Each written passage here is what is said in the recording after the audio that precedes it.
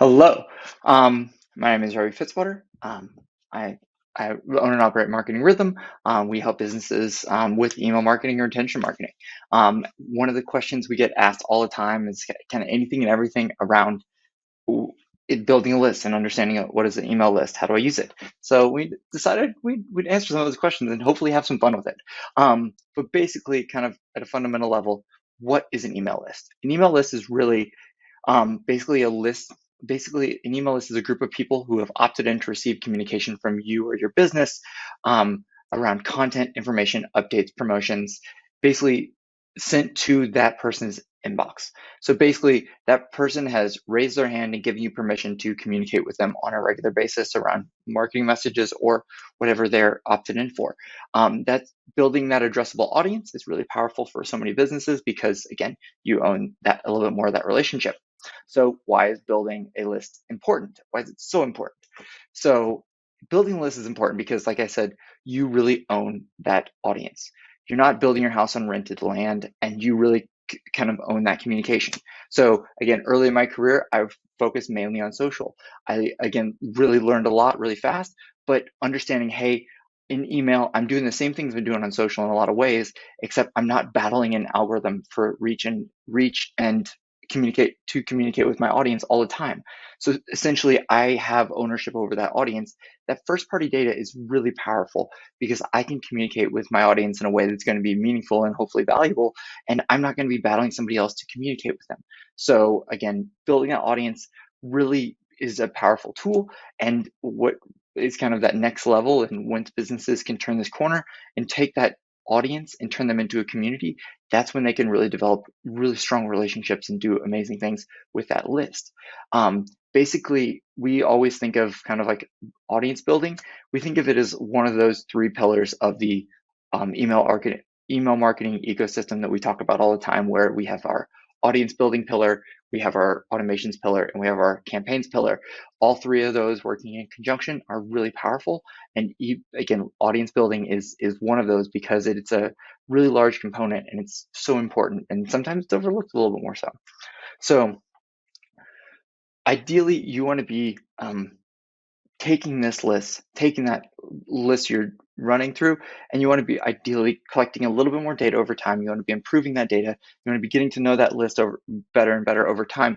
But you ideally want to be walking them through that audience hierarchy we discussed earlier a few weeks back, and basically understanding how do we turn our people that have opted in and prospects into customers, into repeat customers who refer, basically ideally walking them through that audience hierarchy we talked about. So they become a little bit more valuable at each stage, and we understand what behaviors we want to see and how we can kind of like hold their hand and walk them through it. So a lot of value to be had in that list. And that's why it's so important, because you suddenly have so much control over it and you're not finding somebody else to manage it. If I'm, again, a business starting out and I want to build um, like I want to understand how to build an email list from scratch. So there's a lot of different ways to actually build an email list.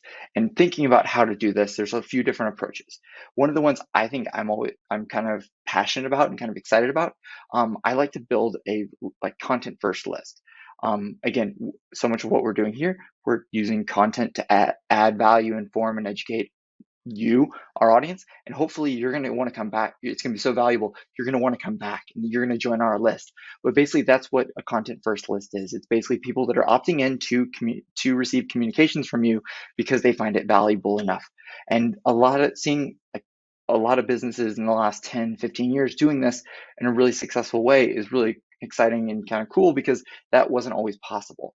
So seeing businesses take that content first, audience first approach makes it really unique and really valuable, because you really understand and own your audience at really well ahead of time. So by the time you actually do kind of like expand the business, expand what you're actually selling, you have that intimate relationship and a really great stream of communication.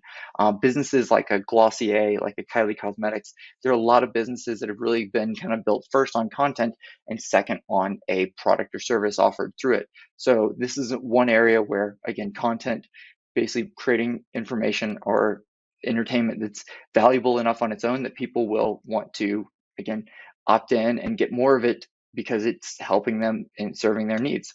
And content also opens the door for really great professional services really well because it shows expertise, it shows insights, and kind of lays out why that person is the expert and why that person is the right person to solve your question. Because hey, they're doing it in a public space, and they're doing it, and they're helping you solve a problem in a unique way, and it also helps to kind of build that relationship.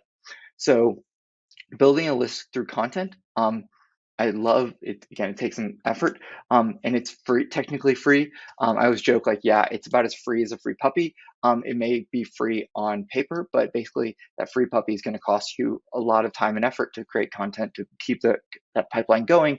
It's not always as simple, but if you invest in it, you're going to get a lot out on the other side. Another way of building an audience is through some type of offer. So some type of offer is also going to give you a reason for somebody to opt in. We see these a lot on e-commerce sites, especially we see these a lot on e-commerce sites. Building a list through offers on, especially like Shopify, is a really easy way to do that. So basically creating something that's valuable enough to want your audience to get your audience actually opt in and volunteer. So I always think about offers in terms of like, hey, what are the pillars we can build these around? And what are the levers we can pull behaviorally and emotionally that we can get people to actually want to opt in? So some of those things I always think about, hey, what are those fundamental human needs? Again, we're getting like really Maslow's hierarchy here, but thinking about that, truly thinking about it is like, hey, okay, how can we create exclusivity and kind of like status? How can we create savings or safety? So those are all things that people are going to be looking for all the time. So like exclusivity. So like I want to be first and I want to be like part of like the in crowd. I want to be again value. I want to have first access to things, and that kind of fits into status too. But like again, making people feel proud of it, proud of what they're doing, like, and kind of unique in some way. Savings, that's like saving money, like discount, like that's pretty straightforward. And then safety, making people feel confident in the decisions they're making people feel confident that's the right decision. And again, that's where a lot of like B2B businesses offer white papers and ebooks. That's again offering like some level of safety because you're helping them feel more confident and helping them make a decision. So giving them some type of safety or some type of incentive really helps them to make that decision and really makes it easier for them. For those offers, the more personalized or contextual those offers are for that individual, the more likely that person is going to be to convert there, and the more likely they are to opt in. So like an offer that really makes sense, that fits in line with what that person is looking for, is going to be a lot more valuable than something that just kind of doesn't seem like it really fits as well. And just like we want it to be native and natural to that experience that they're receiving. So again, that offer seems like a natural extension of what you're already doing. Um, the relevance of that offer too is also going to be important, relevant and valuable, and also how you can kind of like start to do that, actually bring that to life. So I like to think about those and like how do we actually nuts and bolts bring it to life. So popovers are one easy way to actually start creating those lists, and start to build that list. I know a lot of people don't necessarily love popovers from the experience standpoint, but honestly, adding popovers that can be conversational, can be valuable, hopefully ideally are going to help tee you up to communicate with that person in the best way possible. And also your offer should be valuable enough that they're willing to trade their data for that offer. So again, you're creating an exchange with that offer through that popover. So again, for e-commerce, like Klaviyo is a great source for, again, creating a popover. And a lot of your email service providers actually can have different built-in tools for popovers or for list creation. Justuno, Privy are another like popover services that offer popover functionality that are really strong, or groups like HubSpot or again, enterprise software. Some also e-commerce service providers also have them built in, or you can even have specific different apps you can download on Shopify to, again, build those popovers. Newsletter sign up, that's the sign up. A newsletter sign up is another way. That's simply at the bottom of the footer, just connecting with your newsletter so they can opt in. Groups that are doing, I think some businesses are doing some really cool things with quizzes. Quizzes are like, hey, how do you find like the right product for you? So it's taking you down a guided journey based on what you're looking for, what your needs are, and kind of helping you find the right product for you, but also it's collecting data along the way so they know how to serve you best. I think honestly, those are some of the more impressive things that I've seen. And this is where I think like a lot of businesses are going, where those quizzes will kind of help inform and educate you along that journey. Groups like Andy Swim are doing this amazingly, or Precision Hydration, doing a really amazing work with like, again, creating quizzes that offer lots of value to help you find the right products for you. Like Precision Hydration helps people find their perfect hydration plan based on like what sport they're doing, how humid it is in the location they're in, how long they're exercising for. So it really helps them to find exactly what's best for them. Some groups like Octane AI are also making this process a lot easier. That's again connecting with Shopify, making that process smooth and seamless. Also, one other way to do this too is embedded forms. Like this is like embedded forms on blog content, or sending people to specific pages for that. But basically, embedded forms, like, hey, if you're embedding a form on a blog post, like make sure that's relevant for the blog post. So for us on Marketing Rhythm, like we have a blog post around email templates. We offer email templates. We have a form to offer for downloads of those email templates that we again send you afterwards, but that form is relevant to that page. So if you want to download those email templates that you get so excited about while you're reading the blog post, and a shameless plug for that blog post, it is great. But it's an easy way for you to kind of connect the dots there, make it super contextual. Another way, again, in the e-commerce space, back in stock forms, like if you have a product that's out of stock, like a back in stock form is another easy way to start to build a list. Again, you need to communicate what list you're putting that person on, but again, some of those can be automated, some of those may not be, but you're building that list over time. Another way is opt in at checkout, where like you have that box checked, like receive email marketing, yes or no. And a lot of these actual processes work with SMS too. So when we talked about popover forms, like a popover form, like we'll see two-step forms now a lot more, where like you again opt in for email, first name, and then you ask for their SMS number, like in the second in the second form step of that form. And again, it's just building that stronger base of communication and stronger ways to communicate back and forth. And then it can be different for specific different industries too. So like some, again, offers people can, again, give away for e-commerce is going to be like percentage off, free shipping, buy one, get one, early access, or giveaways. All those are really easy ways to get people onto a list, start to build that list, and ideally start to, again, turn those prospects into customers. On the B2B side, it's going to be a little bit different, where again, you're serving their needs. The B2B decision makers looking for a little bit more safety in that decision too. They may be doing research where, hey, I have a white paper that is going to offer me good insights and information on how to actually make this decision, or an ebook, or possibly scheduling a consultation if timing is in resource constrained. Also downloading of some other type of resource, like, we talked about templates, or like a checklist for XYZ. All of those are going to be valuable pieces of information that would be a good lead magnet to, again, pull people in, get them to, again, convert. But that lead magnet is basically going to be what starts that person down moving them farther down your nurturing path journey. I'm a big believer also in collecting segmentation data along this path too, because the more segmentation you can do early, the more contextual and valuable that you can make the information you're sending. So basically, collecting segmentation early, like in that first form, can be super valuable and super helpful, because again, you can hopefully get that person the right information at the right time, and hopefully give them what they need earlier in the journey than later. And also, testing forms and experimenting. That testing is really going to be helpful in helping you understand what's going to be the most effective way to actually use those forms to collect data. So again, testing forms with specific offers for different specific segments. All of those things are going to be ways you can kind of learn and grow over time. And then also you can understand, hey, how does this form work with this different specific behavior you want to see, or with this specific intent shown. So like time on page may be an easy way to fire a form, like maybe fire one at 5 seconds and one at 20 seconds. So you can understand like which one of those is performing best. Exit intent. So that's when somebody is like moving up towards that to X out of a page, a form fires. all these things are going to be a little bit different, but all of these things are going to be helpful for you understanding, hey, how much intent does that person have? And also, how do I want to test and see if that definitively works? Items in cart may be another way to do that too. So if they have items in the cart, there's a little bit higher level of intent, and hopefully, ideally, maybe a little bit more relevant for them to click through. Different forms offer different. I typically we'd like to offer different forms at different stages of the customer journey. So like if somebody's a repeat customer, we may send them a form to get into a VIP list versus like, hey, this is your first form. You're for the first time you're opting in.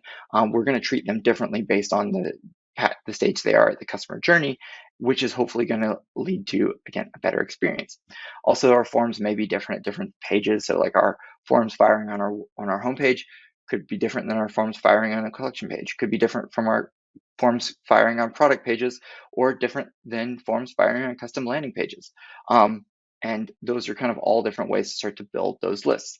A unique hack that I always really love too, that not a lot of people always kind of employ, is leveraging partnerships. Partnerships are a really easy way to build your list because you can piggyback off somebody else's audience, somebody else's attention that they've earned over time, and you can kind of both hopefully grow off the back of each other, where you're offering a collaboration that hopefully allows you to, again, build a list in a parallel space to your business. So like if you have a complementary business you want to partner with, that's a really easy way to sort of build those lists together and everybody wins. So that's kind of one of those like unique ways that I always kind of love to see groups growing, and a really cool opportunity that I don't think is as utilized as it could be. So what other data should I collect? So we have an entire blog post on like, what data should I use? How do I use it? What should I do for segmentation? Basically, understanding, hey, I can't ask for too intimate of data early. I have to gradually earn it over time, earn the right to ask for that data over time. So like basically, I can't ask for like nobody's gonna ask to get married on the first date. You've got to gradually earn respect over time. So basically, knowing what data to ask for and what data not to is going to be important. So like asking for enough data to help you early on to segment and make it for a valuable experience, but not everything out of the gate.